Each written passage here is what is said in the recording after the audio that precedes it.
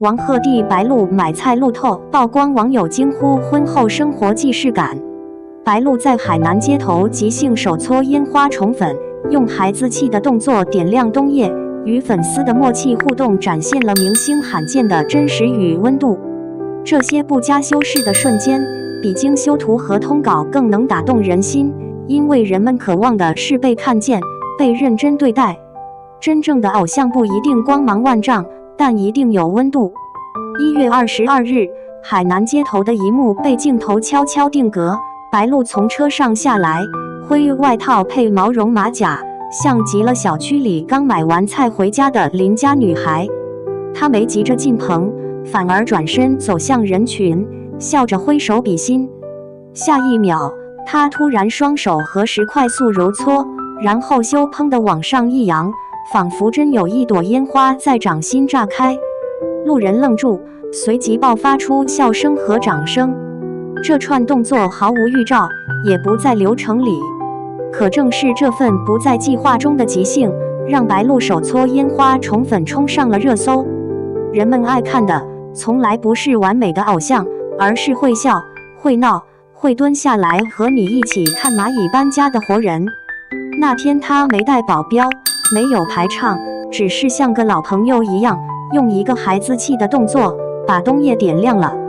粉絲舉着李佩儀手幅，那是他新劇裡的角色，他一眼認出，立刻回應，這不是營業，是暗號對上了。後來他和王鶴棣推着購物車逛超市，一個挑菜一個遞紙巾，說着時總要不要加個海鮮套餐的老梗。網友笑稱這是婚後生活實錄，可打動人的不是 CP 感，而是那種鬆弛的默契，像極了我們和另一半在生鮮區為一把蔥討價還價的日常。這些畫面之所以刷屏，是因為他們擊中了這個時代最稀缺的東西——真實。當熱搜上充斥着精修圖、通稿話術和數據大戰，一個願意彎腰擦手、順手放個手搓煙花的人，像一滴落在滾燙鐵板上的雨，瞬間蒸騰出久違的鮮活氣息。我們追的從來不是高高在上的神，而是那個願意俯身說我看見你了的人。白鹿不是第一個這麼做的人。去年冬天， Angelababy 看到粉絲手凍得通紅，下意識就握了上去。鹿晗在後台發現有人偷拍，不惱不怒，反而提醒的滑小心點。劉亦菲和粉絲頭靠頭合影，笑得像姐妹聚會。這些片段沒有台本，卻比任何宣傳片都更有力量。他們共同拼出了一幅圖景。真正的偶像不一定光芒萬丈，但一定有溫度。在這個人人都在表演我很忙我很紅的時代，那些願意花3秒為你放個虛擬煙花的人，其實是在說你對我很重要。而我們被打動，是因為我們也想被這樣認真對待，不因身份，不看價值，只因為你是你。下次如果你也遇到讓你心動的瞬間，別急着截圖發朋友圈，試試看能不能也為自己身邊的人搓一次屬於你們的煙花。有時候照亮別人的光，正是從掌心開始的。王鶴棣遞紙巾白鹿，超市路透揭示真實親密。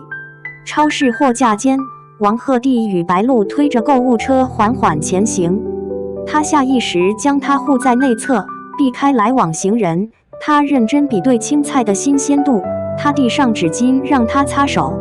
這些畫面被鏡頭無意捕捉，卻在社交平台掀起熱議。網友稱他們為買菜夫婦，感慨於那份自然流露的默契。這並非劇本設定，也無台本引導，但正是這種日常場景，讓人窺見人際關係中最真實的溫度。人們之所以被打動，不只是因為明星的光環，而是這些細節喚起了對親密關係的普遍想象。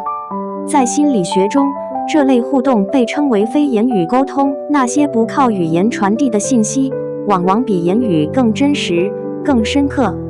王鶴棣護人、遞紙巾的動作，表面看是禮貌或習慣，實則可能承載着更深層的心理信號：信任、關注與情感連結。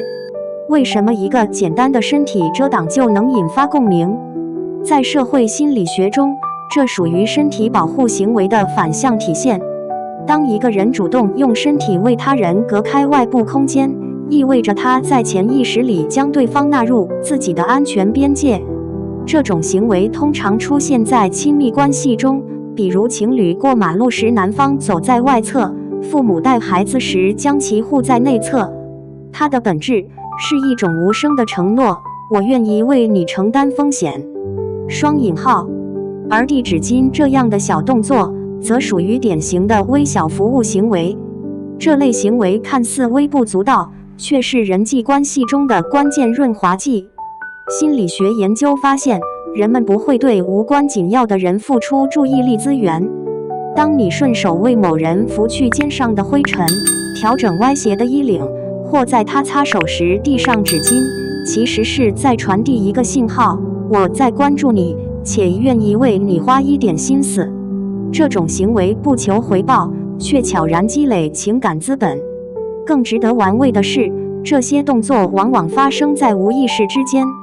正如社會心理學指出，大多數社會信息在語言表達前，已通過肢體、距離和眼神完成傳遞。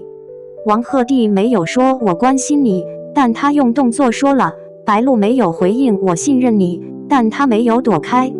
正是這種未言明的互動，構成了親密關係中最穩固的部分。它不需要宣告，只需要存在。